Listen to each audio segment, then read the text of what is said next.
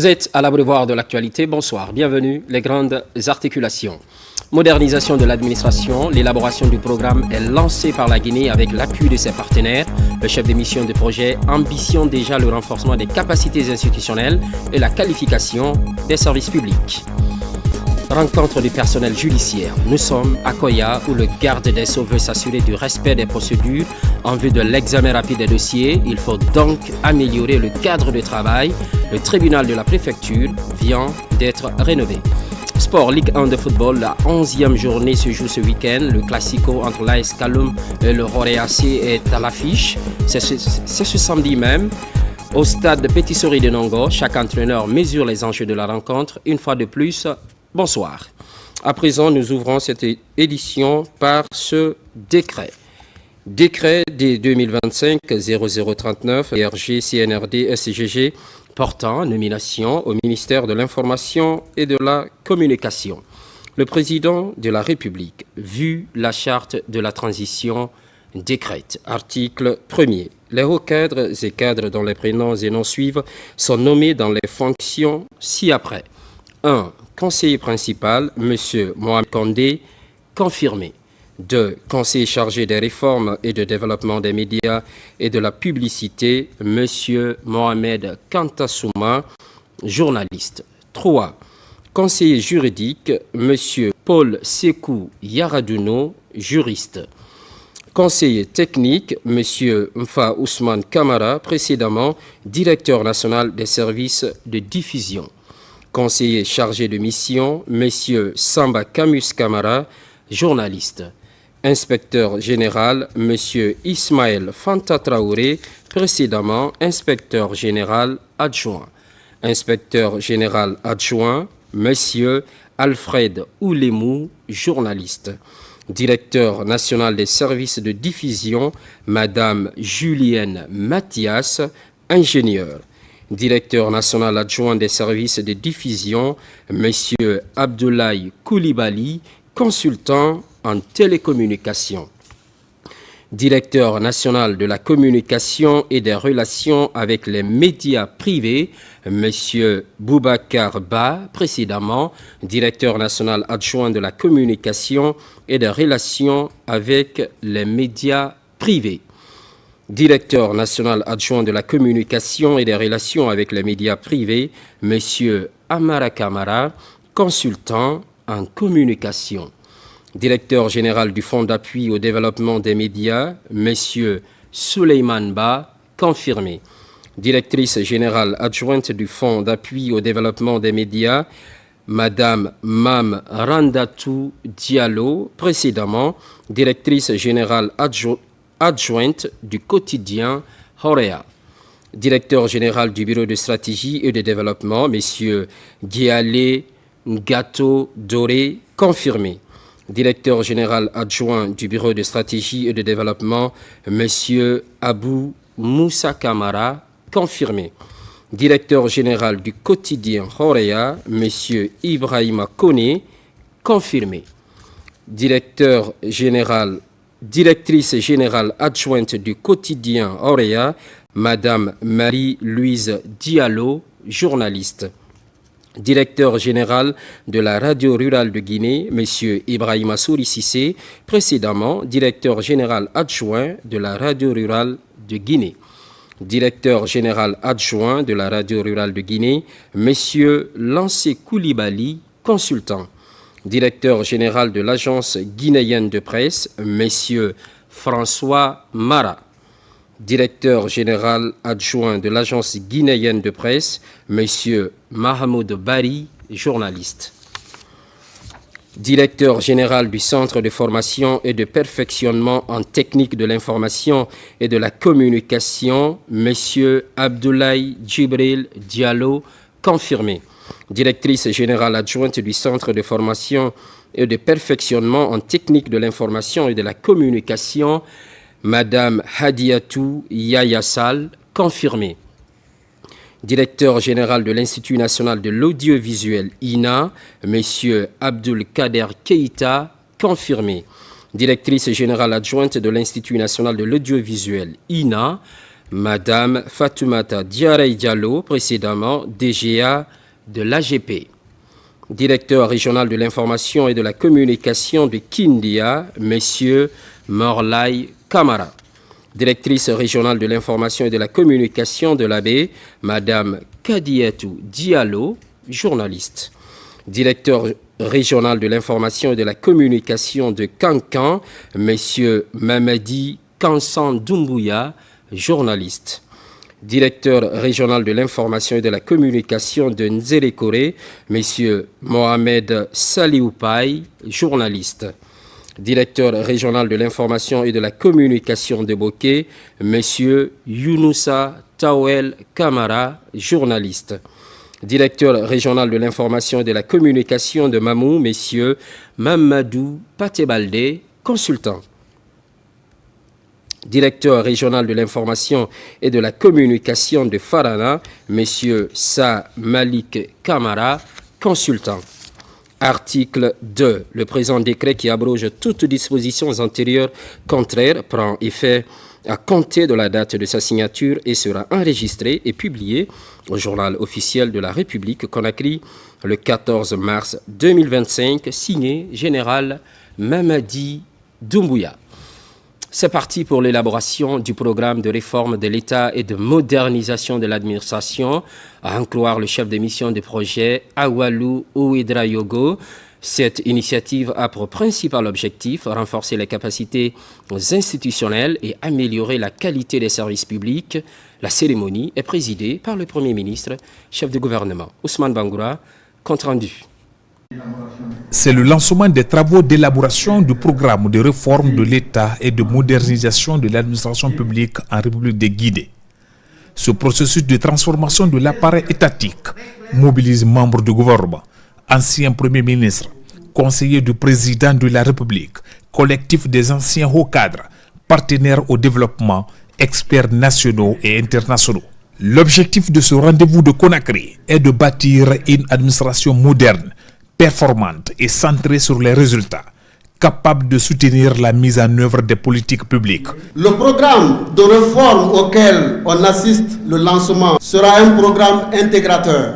Il va capitaliser les forces et faiblesses de notre administration publique, prendre en compte les opportunités qui s'offrent à notre pays dans le cadre de la vision Simandou 2040. La modernisation de notre administration est essentielle pour mettre en œuvre le programme Simandou 2040, pierre angulaire du développement économique de notre nation. La modernisation de l'administration publique devra permettre de rendre plus efficace, plus accessible et plus transparente. Elle implique une simplification des procédures, une meilleure gestion des ressources humaines et financières, et l'intégration du numérique dans les services publics. Pour une meilleure amélioration de l'accès aux services publics, les experts recrutés à cet effet dressent déjà un état des lieux de l'administration publique guinéenne. Les principales préoccupations soulevées par notre collectif d'anciens hauts fonctionnaires. Le premier point, c'est la multiplication des structures et chevauchement des compétences. Le sureffectif des structures centrales, deuxième constat. En n'accordant pas suffisamment d'attention à la multitude des structures et à la connaissance précise de leurs missions et attributions, l'on s'est nettement aperçu du sureffectif des cadres et agents, surtout au niveau des services. L'idée centrale de notre équipe, c'est au-delà d'observer la Conakry et le fonctionnement des grands axes structurels de l'État, nous avons prévu d'aller vers les régions pour interroger véritablement le local. Parce que, quoi qu'on dise, le développement, il est localisé. Et c'est à partir du local que nous allons, par effet de boomerang, ramener la chose vers le central pour pouvoir informer les politiques publiques. Ce programme de stratégie de référence devrait permettre à l'administration publique guinéenne de garantir son efficacité en facilitant la construction d'un pont vers la prospérité des Guinéens. La Guinée, pendant plusieurs décennies, a évolué de crise en crise. Et l'objectif de la transition actuelle, c'est d'en finir avec cette succession régulière et récurrente de crises structurelles qui font qu'à chaque pas, on fait 2 autres pas en arrière par la suite. La raison fondamentale de cette succession de crises réside dans le fait que le diagnostic véritable n'a jamais été fait. On a mis en relief des politiques centrées sur des individualités ou des groupes d'individus au lieu de s'interroger sur la nature profonde des dynamiques sociologiques de la société guinéenne pour apporter des réponses pertinentes et durables comme solution. La réforme, la transition du 5 septembre 2021, en posant les bases de la refondation de l'État, fixe le cap. Et ce cap est indispensable d'être suivi avec rigueur, cohérence.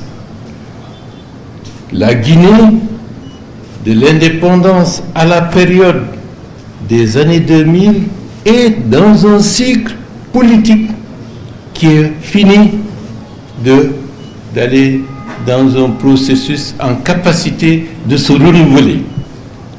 D'où les crises que nous avons connues. Et la crise a amené des réponses pertinentes avec une transition qui s'inscrit dans une logique de refondation politique, institutionnelle et de refondation de l'État. Au cours de ces 3 jours, les participants regroupés pour la circonstance tenteront d'analyser des enjeux susceptibles d'influencer le mécanisme de modernisation de l'administration publique de notre pays. Fini l'évaluation des partis politiques. Vous le savez certainement, un rapport provisoire a été présenté en fin octobre 2024. 90 jours ont été accordés aux partis politiques pour leur régularisation. Ce délai est épuisé. 75 partis sont finalement habilités à exercer leurs droits sur le territoire. Amadou Touré.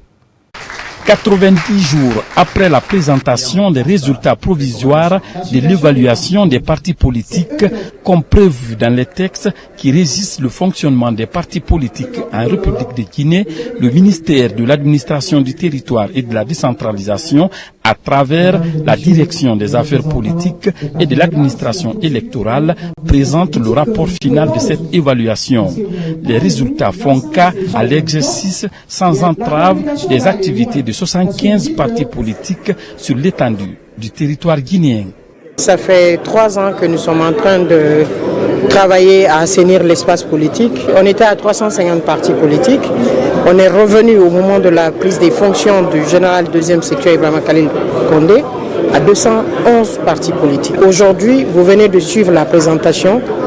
99 partis politiques ont émergé du lot en 2 formats. Il faut que les gens puissent aller au congrès pour renouveler les instances. C'est ça aussi une association politique. Être dans un parti politique, si ça ne vous aide pas à participer au développement du pays, ça ne doit pas vous empêcher de le faire. C'est important que chacun de nous puisse faire quelque chose pour faire avancer le pays. Nous nous réjouissons d'appartenir à la liste de 24 partis politiques autorisés à exercer sur l'ensemble du territoire, sous réserve de l'organisation de notre congrès qui ne dépend plus de nous. Poursuivant la synthèse du rapport, il est indiqué la suspension de 28 partis politiques, la dissolution de 27 autres et 4 partis sont mis sous observation pour une période de 3 mois. Nous félicitons les partis politiques qui ont bénéficié des certificats et nous encourageons les autres partis politiques qui sont mis sous observation de se mettre en règle dans le délai presque de ces 3 mois, les 90 jours, pour leur permettre de rejoindre l'espace des partis politiques de notre pays. Le même rapport indique que 24 partis politiques sont habilités à exercer leurs activités, mais sous réserve. Ceux-ci ont 75 jours pour se mettre dans les normes. Justice, Koya, le garde des Sceaux, est à la rencontre du personnel judiciaire, je vous le disais à l'entame. Il veut s'assurer du respect des procédures en vue de l'examen rapide des dossiers. Une volonté certes, mais dans la pratique, cela se concrétise également. La rénovation et l'extension des tribunaux sont effectives. Kerno Younoussaba. Cette visite dans les juridictions vise à s'assurer de leur bon fonctionnement. Le ministre de la Justice et des Droits de l'Homme veut toucher du doigt les réalités dans les cours et tribunaux. Ici à Koya, l'entretien avec le personnel judiciaire porte sur le respect des procédures, histoire d'impulser la célérité dans la gestion des affaires. Faire en sorte que les dossiers, les procédures que nous avons soient menées idéalement et que des délais raisonnables pour des procédures soient tenus. Ces dernières années, le tribunal de Koya est réputé pour le volume considérable des dossiers. Pour améliorer la capacité opérationnelle du tribunal, le personnel a initié sa rénovation et son extension, un effort conjugué qui va améliorer les conditions de travail des acteurs de la justice afin de donner une réponse rapide aux demandes des justiciables. Nous avons décidé, dès notre prise de fonction, de chercher à donner une meilleure image au tribunal de première instance de Koya. C'est le lieu et le moment, monsieur le garde des Sceaux, de remercier particulièrement le chef de greffe, de remercier mesdames et messieurs les magistrats et greffiers qui composent cette juridiction pour tous les efforts qu'ils ne cessent de déployer. À l'entame de l'année 2025, j'ai dit avec beaucoup d'insistance que cette année, je la place sous le signe de la rigueur et des résultats. La justice doit retrouver sa dignité et son prestige, tout d'abord à travers les locaux qui abritent les magistrats. De ce point de vue, vous allez constater que beaucoup de chantiers qui étaient arrêtés vont démarrer très bientôt. Vous constaterez également que beaucoup d'autres chantiers nouveaux vont germer de terre comme champignons. Par cette réalisation, le tribunal de Koya exprime sa détermination à accélérer les audiences pour lutter contre les longues détentions sans jugement, ce qui va aider à respecter les droits des détenus. Plusieurs engins roulants offerts à la gendarmerie nationale. Une main généreuse de la société minière de Boké. Par ce geste, les capacités opérationnelles se renforcent en termes de sécurisation, surtout des sites de la SMB, ainsi que des populations environnantes. La remise a lieu au recommandement de la gendarmerie nationale. Adjudant-chef Oumar Kamara de la presse militaire. Ce sont 5 pick-up tout-terrain avec des réglages de dernière génération. Ils viennent d'être mis à la disposition du haut commandement de la gendarmerie nationale et direction de la justice militaire. Le geste est de la société minière SMB Mining Company et vise à renforcer le dispositif sécuritaire dans la région de Boké, zone d'implantation de la société. Nous sommes très honorés de vous remettre officiellement 5 véhicules qui vont venir compléter déjà les premiers véhicules qui sont à notre disposition sur nos terrains d'activité.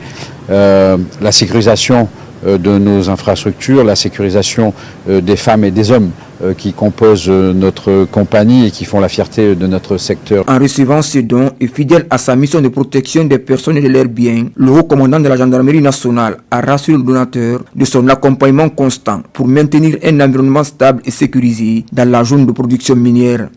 Ce don de véhicules témoigne la qualité du travail abattu par les gendarmes auprès de la SMB, mais aussi la volonté de la SMB à accroître les capacités opérationnelles de cette unité qui œuvre auprès d'elle depuis plusieurs années. Une fois de plus, ces véhicules, ce qui est sûr, viendront améliorer la capacité opérationnelle de nos unités dans la sécurisation non seulement de la SMB, mais aussi de la population environnante. SMB constitue aujourd'hui une référence de type de sécurisation que nous offrons à toutes les sociétés. Présente en Guinée depuis plusieurs années, la société minière de Boké, SMB, œuvre dans l'exploitation de la bauxite. L'institution n'est pas à son premier geste en faveur de la gendarmerie nationale, un acte qui s'inscrit en modèle de collaboration entre le secteur privé et les forces de défense et de sécurité. Par ailleurs, depuis le 8 mars, son statut d'intérimaire a pris fin, devenant ainsi directrice générale des impôts. Il s'agit de Fatoumata Koula Diallo, première femme à occuper ce poste. Avec plein de défis à surmonter, elle est entrée en fonction ce vendredi, suivie de son installation. Mamadou Saliouba, Salifou Sila. C'est la toute première femme à être promu à la tête de la Direction générale des impôts. Intérimaire durant quelques semaines, désormais confirmé par décret le 8 mars dernier. Une date qui rappelle la célébration des droits des femmes. Une heureuse coïncidence pour Dame Diallo. Sa prise de fonction est officielle. Afin d'atteindre les objectifs, il est primordial d'instaurer une relation de confiance avec les contribuables, fondée sur la transparence, l'équité et la responsabilité dans toutes nos prises de décision. Ma mission consistera alors pour œuvrer dans un système fiscal plus juste, inclusif et économique. Ce sens de la responsabilité l'invite donc, après son expérience avec ses collaborateurs, à tendre la main à nouveau à ses collaborateurs et collaboratrices pour continuer à travailler sur les objectifs qui leur ont été assignés. Cette promotion est l'une des volontés du chef de l'État, celle d'accroître la représentativité des femmes à des postes de décision. La Direction générale des impôts confirme cette ambition présidentielle. Une marque de confiance certes, mais surtout une responsabilité et de collégialité.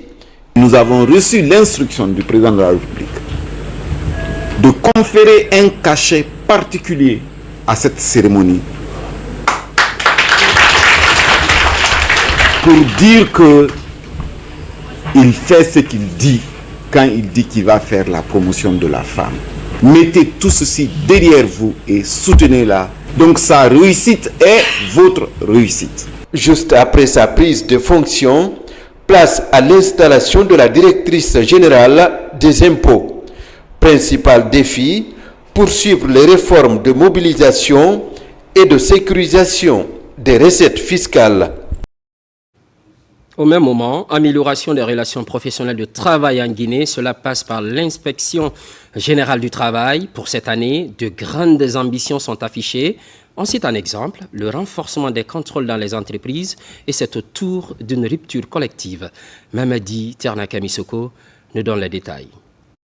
Gendarme de l'État en matière de respect de la législation du travail en vigueur, l'inspection générale du travail compte pleinement jouer son rôle auprès des entreprises et des employés. Autour de cette rupture collective, le personnel évoluant dans la zone spéciale de Conakry fixe le cap de l'année 2025. Cette rupture collective de l'inspection générale du travail nous permet aujourd'hui de nous retrouver et d'échanger autour de tout ce que nous avons eu à accomplir et tout ce qui reste à accomplir. Moi, je suis là depuis 1995. On n'a jamais vu ça.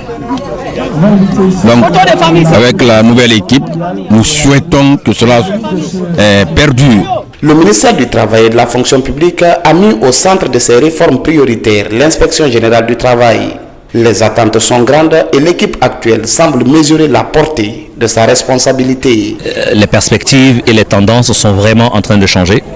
Aujourd'hui, il n'y a pas du tout de complaisance possible quand il s'agit du droit du travailleur, du respect de la législation du travail. Il n'y a pas du tout de complaisance. Nous sommes ouverts. Nos objectifs sont clairs, nos missions sont claires. Nous demandons à toutes les entreprises et aussi aux employés de frapper à la porte quand il est nécessaire de le faire. Cet échange direct dans un cadre informel a marqué ces contrôleurs du travail.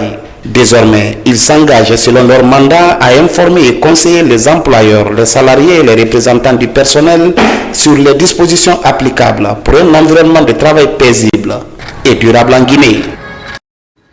Commune urbaine de Kindia, bientôt un lycée d'excellence va sortir de terre. La pose de la première pierre est déjà faite. L'infrastructure à l'avenir va promouvoir l'enseignement de qualité, une démarche soutenue par le ministère de l'Administration du Territoire et de la Décentralisation. Maïmouna Bella Diallo. Sur ce site sera bâti très bientôt un lycée d'excellence. Nous sommes au quartier Bamba, dans la commune urbaine de Kindia. L'initiative est des autorités guinéennes à travers le ministère de l'Administration du Territoire et de la Décentralisation.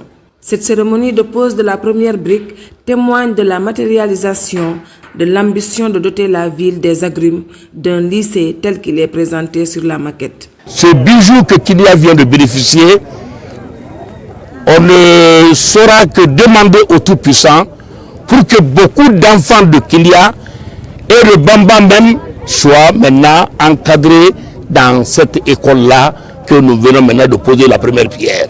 Un délai d'exécution de 10 mois a été accordé à l'entreprise en charge de l'exécution de ce projet. Cette école est composée comme suit.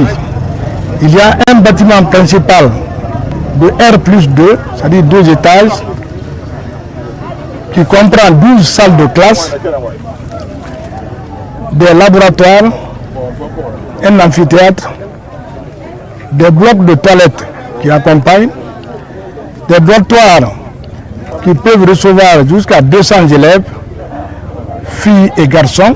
Terminé, l'infrastructure scolaire devrait contribuer à améliorer la qualité de l'enseignement et à réduire les longues distances pour les lycéens de la contrée.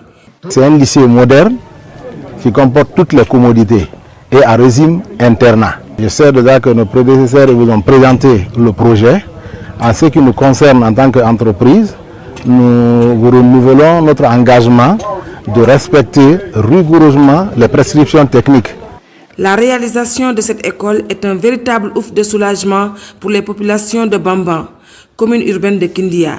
C'est pourquoi elle s'engage à accompagner l'entreprise pour la réalisation de ce projet. Fini la mise à disposition de la plateforme unique de documentation. L'utilisation de cet outil d'apprentissage intéresse le département de l'enseignement supérieur. Les étudiants se familiarisent avec cette plateforme innovante qui contient 2 millions de ressources documentaires. Mounir Bari, explication. La mise en place de la plateforme unique de documentation est aujourd'hui une des avancées majeures dans l'enseignement supérieur. Pour booster les compétences opérationnelles à l'utilisation de cet outil numérique, des techniciens sont déployés pour former les principaux bénéficiaires. Dans les universités, les institutions d'enseignement supérieur, il y a un déficit de documentation, ce qui amoindrit en fait la qualité de la formation. Les bibliothèques physiques n'offrent pas la possibilité à autant de personnes d'avoir accès aux numéros qui sont existants. Et puis de notre côté, vous avez aujourd'hui de plus en plus le développement des moyens numériques. L'État nous a donné une opportunité en nous offrant une plateforme de plus de 2 millions de documents. Voici comment on utilise l'utilisation. Tu pars sur Parcoursup, tu mets ton INE, ton mot de passe lors de tes orientations. Une fois rentré là-bas, tu vas voir différentes thématiques. Pour réussir le pari, les dispositions sont prises par le département afin de permettre une utilisation rationnelle et judicieuse des ressources documentaires disponibles. Aujourd'hui, l'accès à la documentation va être davantage facilité et ça fait partie de la qualification du système d'enseignement supérieur et de recherche. Aussi, l'employabilité des étudiants s'entre dans le processus de qualification de formation pour qu'ils deviennent des ressources compétentes, non seulement pour leur propre emploi, mais aussi pour le processus de développement national. La Guinée, les enseignants guinéens étaient vraiment presque les enseignants pauvres en matière de documentation. Aujourd'hui, cette plateforme Pludoc, alors qui comprend 2 millions d'ouvrages. Avec l'octroi des ordinateurs aux étudiants par le département, le ministre jette les bases réelles d'un véritable développement de l'écosystème numérique. Santé et une seule question, comment booster la santé maternelle en Guinée? Acteurs et partenaires se retrouvent à Conakry. Il s'agit de la 3e réunion de Sirmania, un espace pour définir des orientations précises afin de rehausser les indicateurs de la santé maternelle. Kerno Maroufba, Mohamed Mpati Kamara, Daouda Tabansila. C'est la 3e réunion de coordination technique multisectorielle de la santé maternelle, du nouveau-né, de l'enfant, de l'adolescent et la nutrition. Ce rendez-vous de Conakry réunit l'ensemble des acteurs engagés dans l'amélioration de la santé de la mère et de l'enfant et les inspecteurs régionaux du pays. Au-delà de passer en revue nos interventions, que c'est aussi un moment de partage de ce qui se fait dans les autres départements, donc de renforcement de la collaboration, aussi bien au sein de nos départements, à l'intérieur même du ministère de la Santé, mais aussi renforcer la collaboration entre les autres départements. À notre retour dans nos régions, nous avons à faire la restitution de toutes les recommandations qui vont découler de cette réunion, mais aussi faire des plans d'action détaillés pour permettre vraiment d'améliorer tous les indicateurs de la SR Mania. Au-delà d'être une coordination, la SR Mania est une plateforme d'échange et de partage d'idées. À cette troisième réunion, les acteurs ont élaboré le bilan de cette coordination au compte de l'exercice 2024. Cette réunion de coordination constitue une plateforme essentielle où nous devons ensemble analyser les progrès, identifier les défis persistants et convenir des actions stratégiques et opérationnelles à mettre en œuvre pour améliorer les indicateurs de la SR Mania. Au sortir de cette réunion de Conakry, des recommandations ont été formulées. Elles vont dans le sens du renforcement de la planification, de l'optimisation des interventions en faveur des populations les plus vulnérables. Santé toujours. Cette fois-ci, à Boké, l'hôpital régional aura bientôt une centrale d'oxygène. Le gouverneur de la région a récemment lancé les travaux. C'est un financement de l'UNICEF afin de soulager les patients dans cette partie de la Guinée. Younous Atawel Kamara.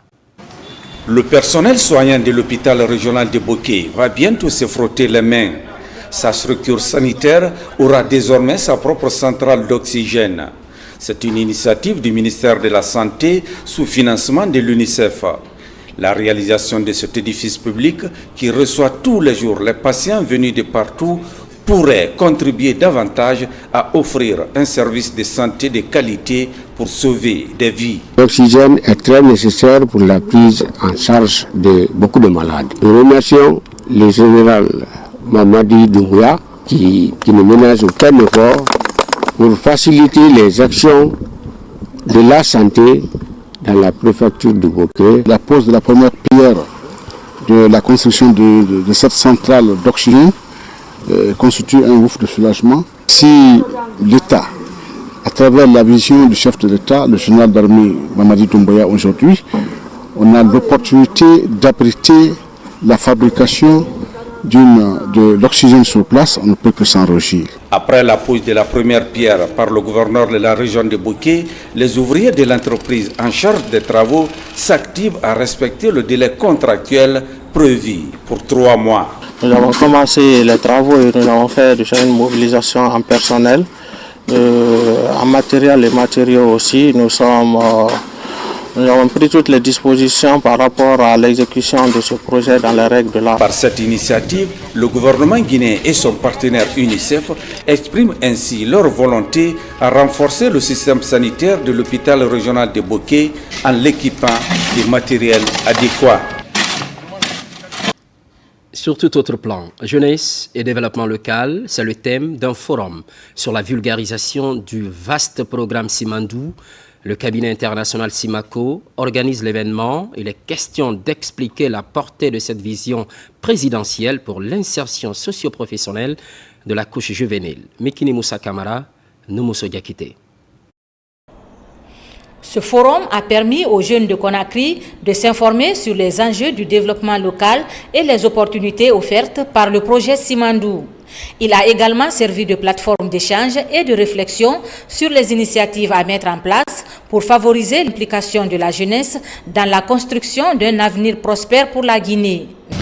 Nous avons organisé cet événement pour accompagner l'ambition politique du président général Mamadi Doumbouya, chef de l'État, chef suprême des armées, qui a décidé de développer notre pays d'ici 2040. Que notre pays soit un pays émergent d'ici 2040. Que notre jeunesse soit une jeunesse efficace et une jeunesse représentative dans la sous-région d'ici 2040. Le ministère de la Jeunesse est le soutien institutionnel de ce programme. Mais au-delà, aussi la vulgarisation de la vision Simandou 2040. Alors c'est une bonne initiative à soutenir et à encourager au regard de la mobilisation qu'ils ont eu à faire Moi, j'ai dit que c'est important parce que ça touche une cible qui doit être la force motrice du processus de développement de notre pays. Le projet Simandou offre des perspectives considérables en matière de lutte contre la pauvreté et les inégalités sociales et économiques. À présent, quelle suite donner à l'incendie du dépôt pétrolier de Kaloum? On parle maintenant de la relance de l'économie des femmes. Le Fonds monétaire international a mis la main à la poche. 5 millions de dollars sont accordés à la Guinée. Mais comment accéder à ce financement?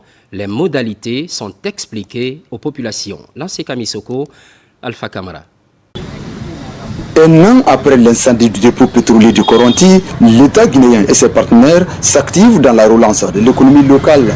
À travers la facilité de crédit du Fonds monétaire international, le Fonds d'appui aux activités économiques des femmes et filles de Guinée FAEF bénéficie de 5 millions de dollars américains.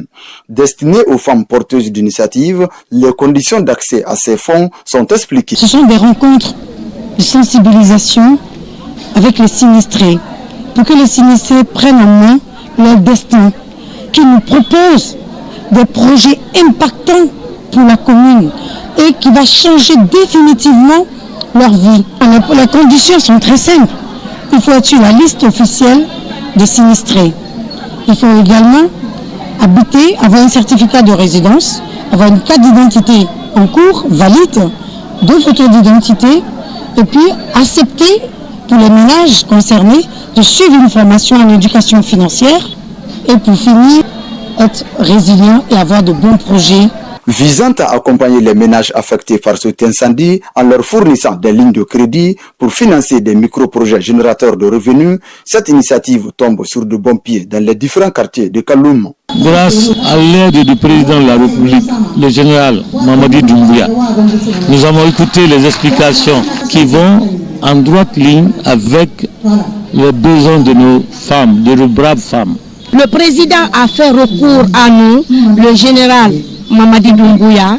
On le remercie très sincèrement avec l'initiative là. Né de la volonté du chef de l'État, dans le but de soutenir l'éclosion du potentiel féminin, le Fonds d'appui aux activités économiques des femmes et filles de Guinée a déjà accompagné 322 ambulantes de Conakry et facilité la formalisation de plus de 500 entrepreneurs féminines. Et puis, le ministère de l'Habitat vient de tenir une rencontre stratégique. Elle regroupe partenaires nationaux et internationaux évoluant dans l'immobilier. C'est pour exposer les ambitions du Salon de l'investissement de l'immobilier et des énergies pour l'Afrique, SIMEA en abrégé. La mobilisation des acteurs locaux est l'une des recommandations. Souleymane Kamara.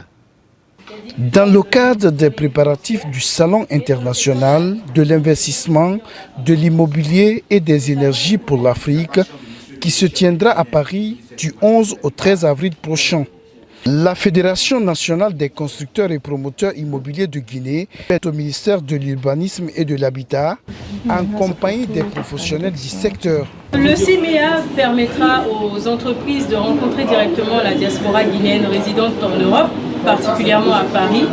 Et ça sera l'occasion pour la diaspora d'investir en Guinée d'une manière ou d'une autre, tant pour préparer leur retraite, donc leur retour au pays. Avec plus de 6000 visiteurs attendus, dont les représentants de 10 pays africains, le salon offre une vitrine unique pour promouvoir les projets locaux et attirer des financements. La diaspora n'a pas besoin maintenant d'aller acheter des terrains ailleurs, venir à Doha. Nous avons des appartements, nous avons des opportunités pour eux. Il suffit seulement de choisir le bien, de payer une avance de 10% et le reste maintenant vous payez à votre convenance pendant le délai de construction et vous avez votre appartement avec clé en main. C'est un sujet sur lequel nous sommes déjà très sensibilisés, donc c'est quelque chose que nous comprenons et que nous comptons vraiment accompagner du mieux que nous pouvons pour que les Guinéens de la diaspora puissent comprendre qu'ils sont pris en compte dans les politiques à la fois de l'État mais aussi des institutions privées que nous sommes. Le CIMEA 2025 de Paris vise à créer un pont entre les entreprises locales et les investisseurs de la diaspora, tout en stimulant le développement économique du pays. Nous saisissons cette opportunité pour mieux vendre le programme que le gouvernement envisage pour l'ensemble des Guinéens et aussi ceux de l'étranger, qui consiste la diaspora, pour mieux les dire que les possibilités que nous avons ici à offrir pour les résidents et les non-résidents. Le CIMEA 2025 se positionne ainsi comme un catalyseur pour l'investissement immobilier et énergétique en Afrique de l'Ouest. Les initiateurs appellent à une mobilisation massive des acteurs guinéens pour faire de cet événement un succès. Un peu plus loin de Conakry, lancement de la construction des sièges et logements des trésoreries préfectorales. Kerouani n'est pas en marge, une initiative du gouvernement guinéen mise en œuvre par le département de l'économie et des finances. Derrière ces travaux, il faut espérer à la mobilisation accrue et à la meilleure gestion des ressources. Fodé Bangali Fofana, correspondance. La commune urbaine de Kerouani, une commune qui change radicalement de visage, cela grâce aux multiples efforts du gouvernement sous la clairvoyance du général président Mamadi Doumbouya. Le lancement des travaux de construction des bâtiments administratifs et logements du directeur au compte du Trésor public ici à Kerouani, marqué par cette pose de première pierre. Nous félicitons cet énième projet de la construction du siège de la trésorerie préfectorale de Kerouani. À travers ma voix, la population de Kerouani certifie son adhésion totale aux idéaux du CNRD et de son président, le général Mamadi Doumbouya. Ça, c'est premier du genre, de voir que les retraités ont un bureau. Auparavant, on nous ballottait de bureau en bureau. Dès que le besoin arrive pour ceux qui sont en fonction, on nous dérange. La construction de ce bloc administratif du trésor préfectoral de Kerouani est l'une des preuves tangibles de la bonne marche de la refondation prônée par les nouvelles autorités du pays. Le ministre de l'économie et des finances, par ma voix, sollicite auprès de l'entreprise contractante d'exécuter le plus tôt que possible, dans le délai, ces infrastructures en respectant les normes légales. Nous sommes désolés de constater que certains viennent poser leur première pierre, ils font le soubassement et puis ils disparaissent dans la nature. Quand c'est le cas, vraiment, nous n'allons pas manquer d'appliquer la loi sur qui que ce soit. Au nom de la laborieuse population de Kerouani, les autorités préfectorales ont rendu un vibrant hommage au général Mamadi Doumbouya, président de la République, pour tous les efforts qu'il ne cesse de consentir pour le développement harmonieux de la Guinée, sa patrie. Même réalité du côté de Dabola et Kissidougou, ce qui va contribuer à l'amélioration des conditions de travail. L'idée ayant motivé la construction de cette trésorerie est favorablement accueillie. Ibrahima Oulenfofana nous donne les détails. Kissidougou, l'une des préfectures bénéficiaires d'infrastructures sous l'ère CNRD.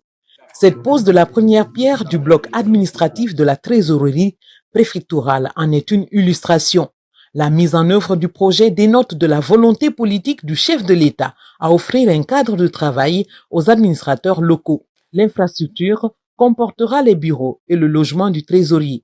Ce moment symbolise le début d'une aventure collective portée par l'ambition du président de la République, le chef de l'État, le général Mamadi Doumbouya, de doter nos préfectures d'infrastructures modernes, fonctionnelles et adaptées pour l'amélioration des conditions de travail des administrations publiques à la base. Au niveau du bloc administratif, vous avez 5 bureaux, plus le bureau du directeur préfectoral de la trésorerie, y compris un caveau sous-sol. Au niveau du logement, vous avez 3 chambres, 3 douches, et salon, bienderie et de la terrasse et de la cuisine. C'est la première fois depuis 1958 que Kissidougou puisse avoir un trésorier public et sa résidence. Ça, c'est tout juste pour remercier le chef de l'État, le chef suprême des armées, le général Mamadi Doumbouya, qui nous a aidés. De Kissidougou, nous voici à Dinguiraï. Là aussi, les autorités ont procédé à la pose de la première pierre de la trésorerie.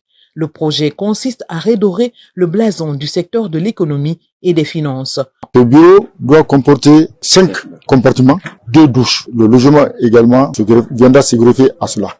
Ensuite, l'aménagement dans l'intérieur de la cour. Un projet qui a un délai d'exécution de 12 mois. La cérémonie s'est bien déroulée et à la satisfaction de tous les Dingaraïka qui nous demandent que de nouvelles infrastructures, parce que le peu d'infrastructures que nous avons ici sont tous vétustes et méritent d'être rénovés ou reconstruits. Ces édifices publics, une fois construits, vont permettre de renforcer les capacités opérationnelles des administrateurs locaux, des préfectures respectives.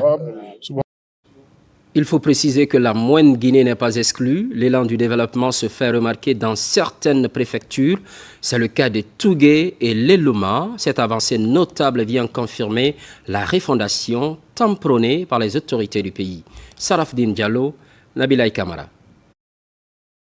Depuis l'avènement du CNRD, la refondation est devenue une réalité dans les préfectures de Tougué et l'Eluma.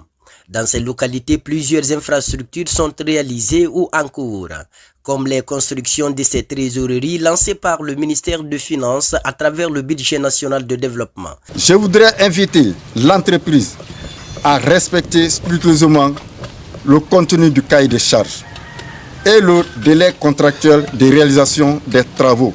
Nous nous engageons à respecter le cahier de charges composé d'un bloc administratif, 4 bureaux, une salle de réunion, un magasin, 2 toilettes, 2 terrasses et le logement pour les travailleurs. À Tougué comme à l'Eluma, ce lancement des travaux du projet est un ouf de soulagement et d'engagement pour les autorités et les trésoriers préfectoraux ainsi que les citoyens de ces différentes localités. Avec la volonté politique du président de la République générale Mamadi Doumbouya, nous sommes très contents parce que à travers l'infrastructure là, vraiment nous allons commencer à faire des bons travail. Les fonctionnaires et toutes les populations de l'Eluma remercient l'ensemble des membres du gouvernement, le ministre de l'économie et des finances. La construction de ces édifices constitutifs des bureaux et logements nous est offert. Ce projet phare du gouvernement de la construction de ces bâtiments administratifs et de logements dans tout le pays vise à améliorer les conditions de travail pour un meilleur résultat au bénéfice des citoyens de l'arrière-pays. Sur tout autre plan, adaptation au changement climatique, Fourikaria, éventuellement, peut être le bon élève. Les communautés viennent de recevoir un important lot d'équipements agricoles, une manière de les accompagner dans la production, devenue de plus en plus difficile à cause des caprices de la nature. Mamadou Alpha Baldé, spécialiste maison. Dans les communes rurales de Benti et Farmouria, la destruction de la mangrove et la montée des eaux salines constituent un frein certain à la production locale.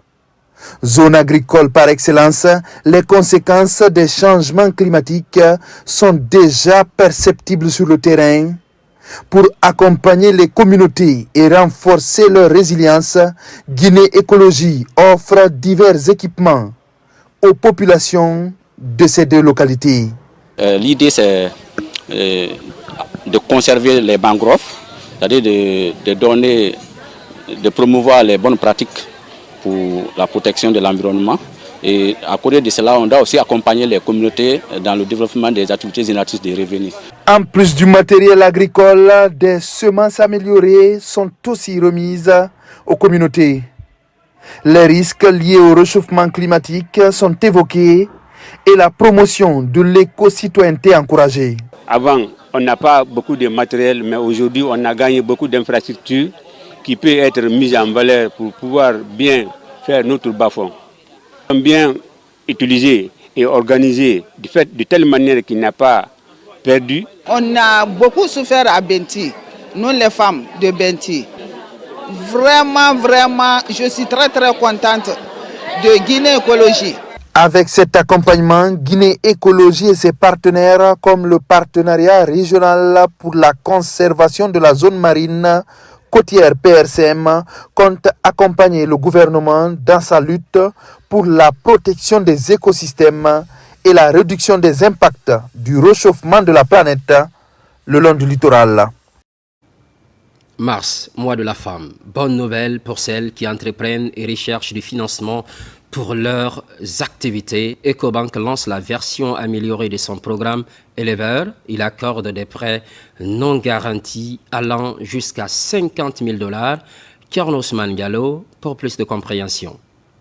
Sur le chemin de l'émancipation économique des femmes, l'accès au crédit avec un faible taux d'intérêt est un atout majeur, une solution qu'encourage le gouvernement. À travers son initiative élevée, Ecobank accompagne de nombreuses actrices de développement qui évoluent dans le secteur privé ou qui entreprennent des activités génératrices de revenus. Pour renforcer son engagement en faveur des femmes, la banque lance une version améliorée de son programme Élevé qu'elle baptise Élevé Plus. Chez Ecobank, nous sommes convaincus que les femmes entrepreneurs sont un moteur essentiel de la croissance économique et de la prospérité de notre pays et de tout le continent africain. Élevé Plus est conçu pour aller encore plus loin. Cette nouvelle version du programme propose un meilleur accès au financement, notamment des prêts non garantis allant jusqu'à 50 000 $. Le programme amélioré va aider les femmes à accéder à un crédit jusqu'à un certain plafond sans garantie hypothécaire. C'est une situation vraiment innovante et qui va permettre aux femmes d'oser venir vers les banques.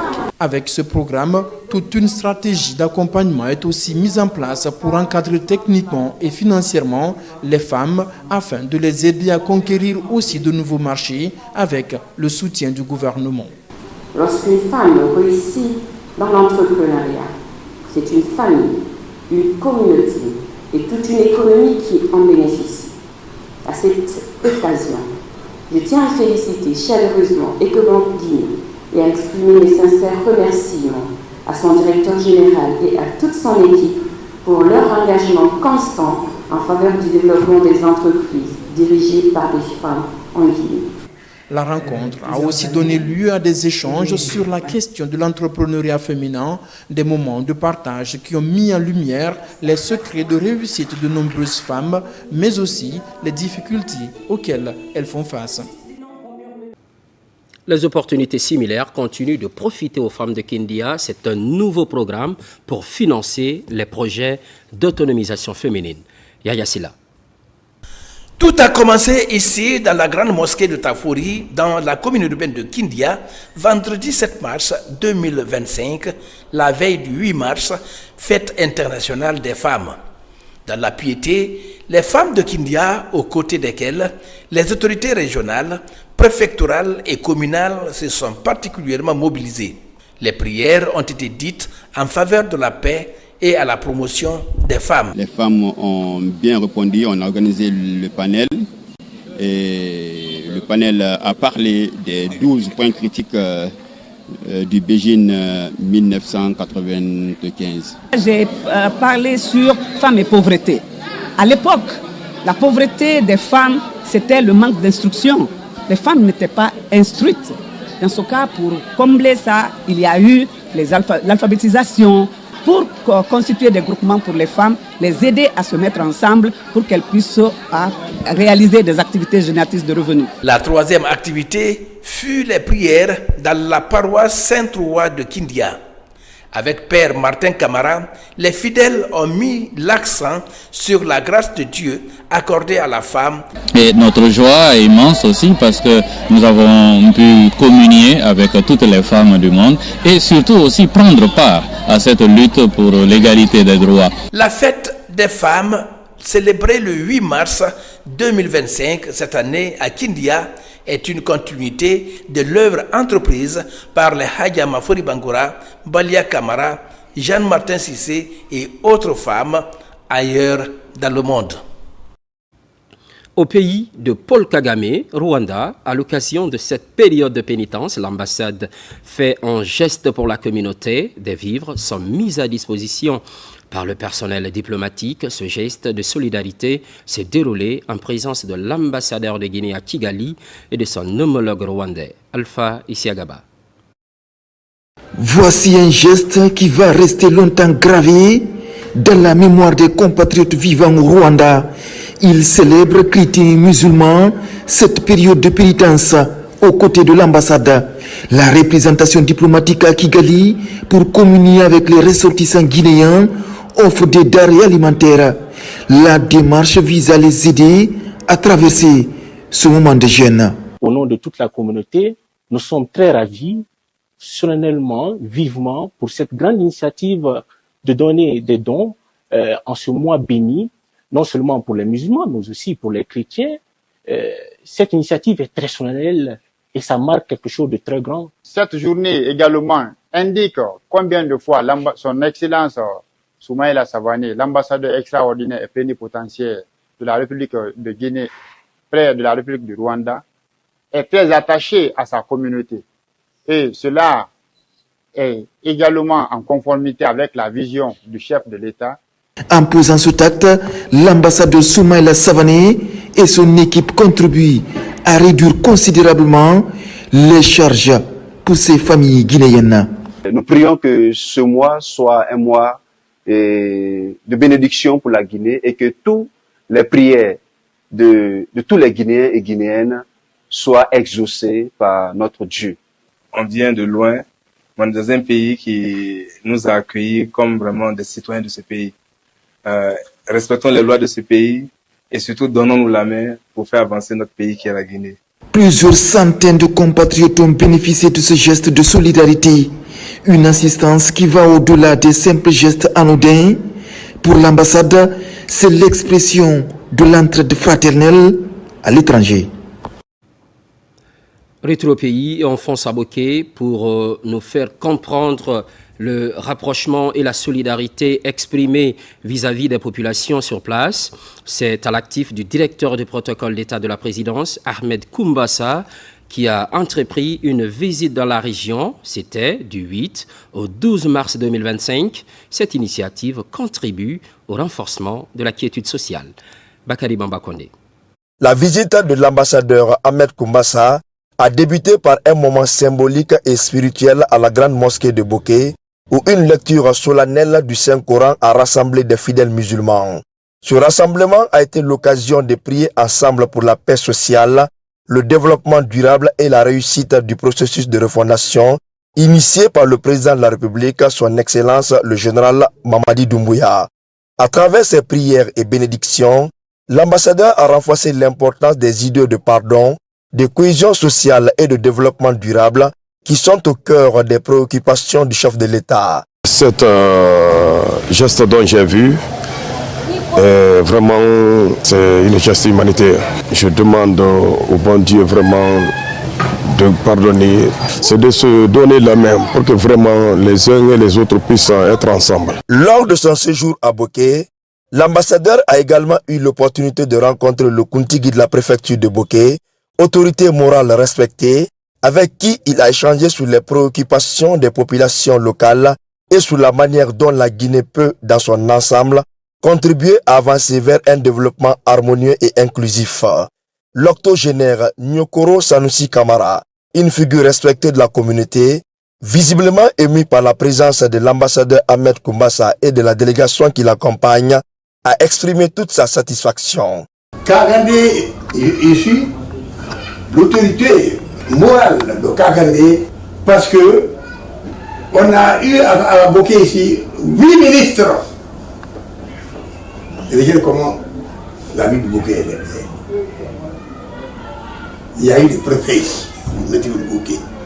Qu'est-ce qu'ils sont fichus ici? Mais regardez aujourd'hui Boké, les routes, jusqu'à ça, jusqu'à Kondaboui. Mettez-vous au carrefour, regardez notre préfecture. Alhamdulillah, bien. Alors que les gens sont venus. Et il y a des possibilités pour changer cette préfecture-là, mais ils ne l'ont pas fait.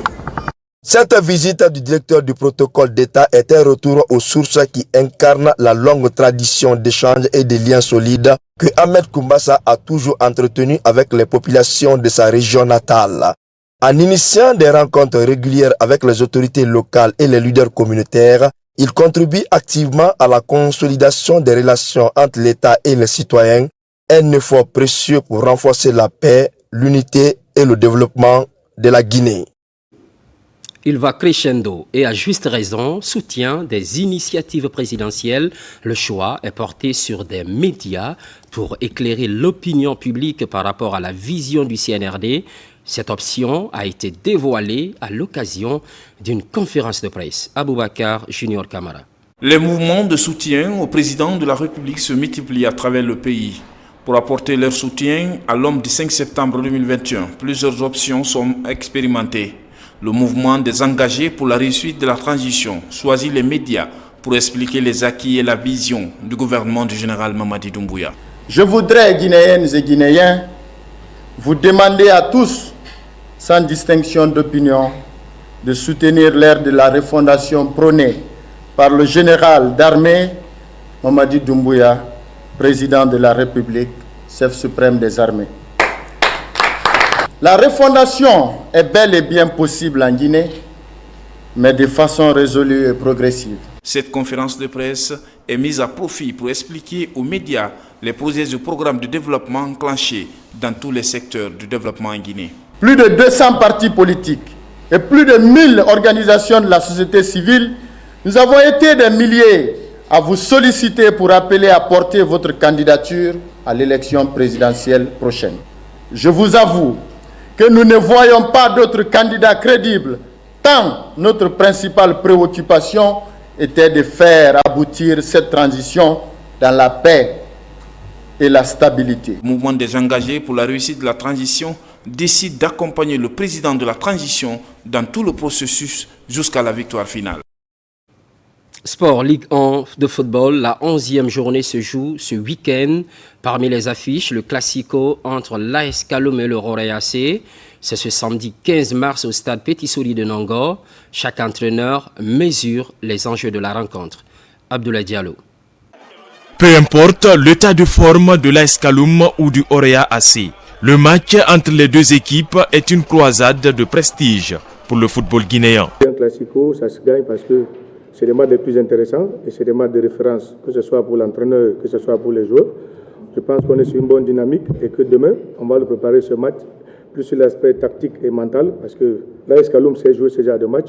Au classement provisoire, les Rouges et Blancs de Matam occupent la 2e place avec 19 points et les Kaloumistes sont 10e avec 13 points.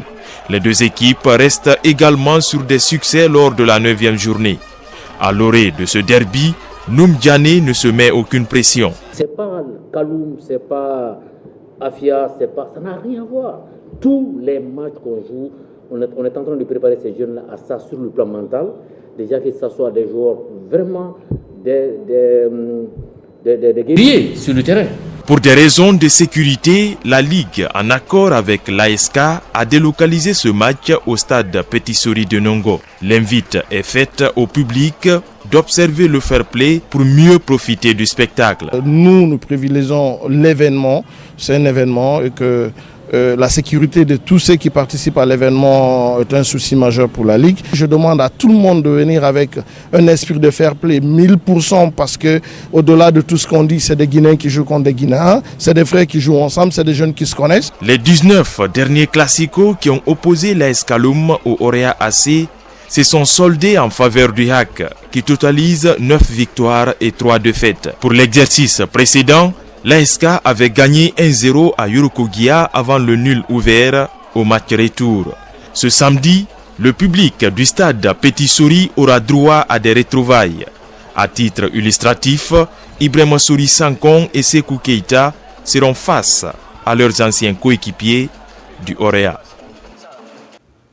On se quitte sportivement, belle ambiance de football avec le Classico guinéen. L'actualité évolue sur la Guinée, notre paradis, terre de richesse et d'innovation, constante fidélité à toutes